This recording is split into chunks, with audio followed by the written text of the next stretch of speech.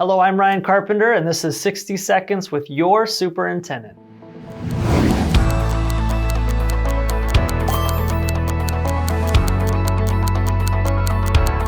This past week has been a very busy one, full of wins and successful events. We enjoyed so many opportunities to connect with families and our community. Rivermill hosted a wonderful family breakfast, Estacada Middle School welcomed parents to an open house, and we also invited our school board of directors to take a look inside our classrooms at each school.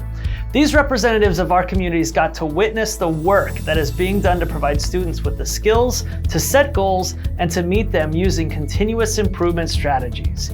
Kids in classrooms across our entire district were able to share how continuous improvement has helped their learning and allowed them to take ownership of their own growth and achievement. Our district strives to give families and the community a look at the work that is occurring inside our classrooms, and we look forward to hosting more tours in the future. Thank you so much for watching. Now let's go have a great week together.